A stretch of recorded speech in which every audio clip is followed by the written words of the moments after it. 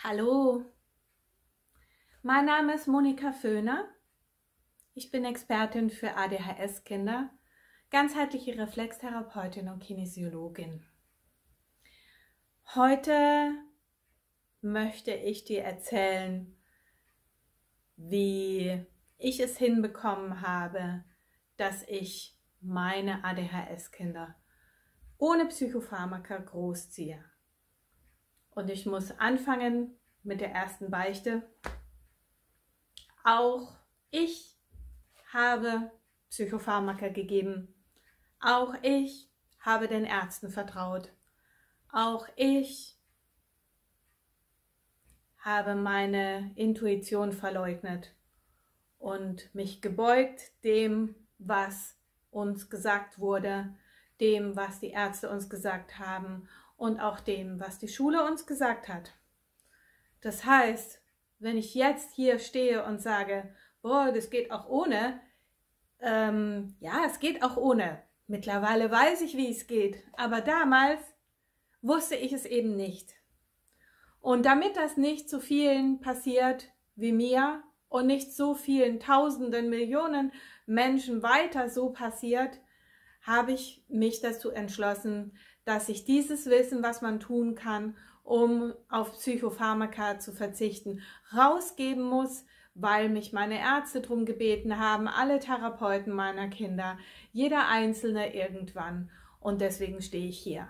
Also, wie kriegt man es nun hin, dass man sein Kind auch ohne Psychopharmaka großzieht? Mich hat es fast meine Ehe gekostet. Mich hat es 10 Jahre Recherche gekostet, bis tief in die Nacht, jede Nacht.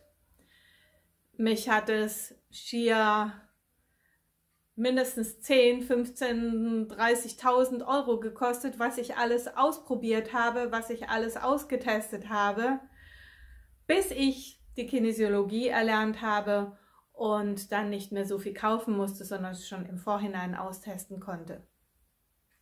Welchen Weg sind wir nun gegangen? Ganz konventionell, na, ich weiß nicht, konventionell, ich weiß es nicht. Na gut, also Kinderarzt, alle möglichen Medikamente bis zum Amphetaminsaft, alles durchprobiert, alle möglichen Varianten, Retard, nichts hat geholfen, alles wurde schlimmer, alles wurde grausamer, bis wir dann bis ich dann so weit war und meinem Arzt von der Kinder- und Jugendpsychiatrie gesagt habe, er soll sich sein Zeugs bitte behalten. Ich möchte es nicht mehr haben. Ich möchte mein Kind wieder haben und ich werde ihm alles das nicht mehr geben. Wir hatten Ticks, wir hatten einen Tanz auf dem Vulkan, wir hatten Diebstahl, wir hatten also wirkliche seltsame Verhaltensweisen, die auch schon leicht kriminell waren. Und es wurde eigentlich immer nur grausamer und wir wussten uns nicht mehr zu helfen. Und da ist man dann in einer Art Maschine drin, in einer Art Kreislauf. Und dieser Kreislauf, der hört einfach nicht auf, weil der Arzt sagt, ach ja, da habe ich doch ein neues Medikament dagegen. Und dann nimmt man das und dann, es wird nicht besser. Also bei uns wurde es nicht besser. Was habe ich dann gemacht? Ich habe den totalen Cut gemacht. Ich habe gesagt, ihr könnt mich alle mal gern haben. Mein Kind kriegt ab jetzt nichts mehr. Es waren Gott sei Dank Sommerferien. Das heißt, wir hatten also 6 Wochen oder 8 Wochen Zeit, das auch einigermaßen umzustellen auf händelbare Sachen. Die Lehrer wussten Bescheid. Ja, so wie es vorher gelaufen ist, war es nicht optimal. Also war auch klar, dass es nachher nicht optimal laufen muss, sofort. Und daraufhin hat mein Marathon angefangen. Also mein Marathon gegen die Zeit, mein Wettlauf gegen die Zeit, mein Wettlauf gegen die Institutionen, die mir gesagt haben, wir zeigen sie an, zwecks Gefährdung des Kindeswohls, gegen die Institutionen, die gesagt haben, wir nehmen dein Kind mit in eine Klinik und da bleibt es so lange, bis irgendetwas gefunden ist, das hilft. Gegen das Jugendamt, das gesagt hat, wir nehmen dein Kind mit in ein Internat, dein Kind gehört weg, dein Kind gehört fremdbetreut und dann war ich eben entsprechend unter Zeitdruck. Und zwar Zeitdruck, Leistungsdruck, alles Druck. Und was habe ich dann gemacht? Wir haben Gott sei Dank einen Platz bekommen und es auch irgendwie rechtzeitig mitbekommen, dass die Uniklinik Freiburg eine Studie macht zum Thema ADHS und Ernährung. Das war unser erster Schritt. So, wir haben also teilgenommen und herauskam, dass mein Sohn nichts verträgt. Kein Gluten, kein Eiweiß, kein rotes Fleisch, nichts, was rotes Fleisch drin hat, keine Farbstoffe, kein Glutamat, keine Süßstoffe. Es gab nichts für dieses Kind. Eine Sorte Brot gab es, die hat er vertragen. Und selbst Backmischungen gingen nicht, weil da war teilweise Soja drin oder Lupinenmehl. Also es gab auch also es war schrecklich. Wir haben uns, glaube ich, 3 Jahre fast oligo-antigen ernährt und jedes Mal, wenn mein Kind etwas Verbotenes gegessen hatte, und das passiert nun mal in der Schule, weil da gibt es einen Kiosk, da gibt es einen Rewe, da gibt es Kollegen, jedes Mal, wenn er etwas gegessen hat, was er nicht verträgt, und fragt mich lieber, was er vertragen hat, statt was er nicht verträgt, weil eigentlich nichts, was man kaufen kann, konnte er essen. Jedes Mal, wenn er etwas gegessen hat, musste ich ihn 5 Tage zu Hause lassen. Das Kind hat sich nicht mehr steuern können und es war auch von außen nicht mehr steuerbar. Also wenn ich es nicht zu Hause gelassen hätte, dann wären in diesen Tagen ständig Schulausschluss passiert. War also irgendwie keine Lösung, sein Leben lang so zu leben. Und irgendwann habe ich doch noch mal eine Heilpraktikerin angerufen, wo ich schon seit 5 oder 8 Jahren habe ich schon versucht, diese Frau anzurufen, und die nimmt keine neuen Patienten.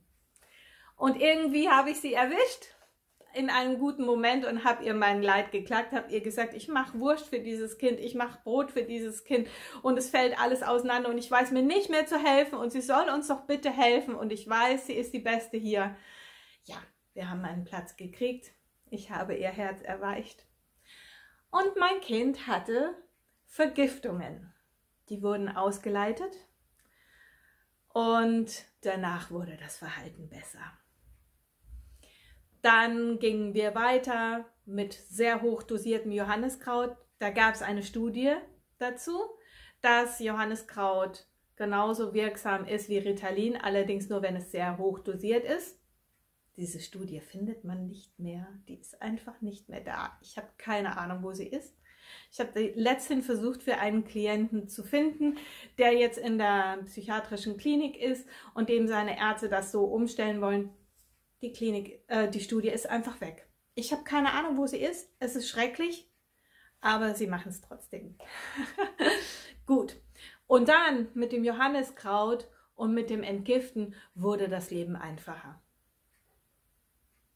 Es war noch immer nicht perfekt. Ich wusste, oh, da gibt's noch Sachen, die laufen nicht gut.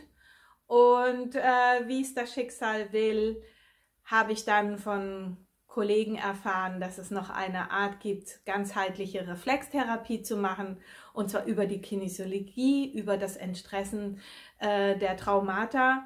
Und ich hatte mit meinen Kindern schon 3 Arten Reflextherapien und ich wusste aber instinktiv, das ist es und das muss ich lernen. Auch das habe ich gemacht und seitdem haben wir einfach nur Ruhe. Wir haben ein tolles Kind, ein kreatives Kind. Ja, okay, er ist faul, er ist ein Pubertier, er ist bequem, aber hey, wer hat das nicht? Es ist nichts im Gegensatz zu vorher. Ja? Ich kann mein Haus verlassen, es gibt keine Prügeleien mehr, die Lehrer beschweren sich nicht, dass irgendwelche Prügeleien waren, mein Kind wird nicht mehr gemobbt, es ist okay. Und das wünsche ich mir für euch. Und das erreiche ich auch mit meinen Klienten. Die kommen zu mir und nach 6 Terminen sagen sie, alles gut, Kind geht in die Schule, gibt keinen Ärger mehr. Heute habe ich erfahren, oh, das Kind kann endlich Fahrrad fahren, es kann endlich Fahrrad fahren. Jetzt fehlt nur mehr ein bisschen Konzentration und es ist schulreif und es hätte vorher in eine Förderschule gehen sollen. Ja, so Sachen sind möglich. Und das passiert halt nur, wenn das System entstresst ist und von daher keine Fluchtreflexe mehr offen sind, die das System, das Gehirn, die Motorik daran hindern, sich zu entwickeln. Und natürlich belastet es auch emotional. Wenn der Säbelzahntiger vor dir steht, kannst du nicht klar denken. Und dann kannst du auch nicht rational dich verhalten. Und dann kannst du auch nicht emotional entspannt reagieren, weil ja der Säbelzahntiger vor dir steht. Und du willst einfach nur rennen. Du willst einfach nur weg und dich in Sicherheit bringen. Und das ist bei sehr vielen ADHS-Patienten der Stand. Wenn du also mehr darüber erfahren möchtest, wie du das auch für dich geregelt kriegen willst, ich bin den Weg gegangen. Ich nehme dich gern an die Hand und wir gehen den Weg gemeinsam. Da brauchst du dann auch keine 10 Jahre dazu wie ich.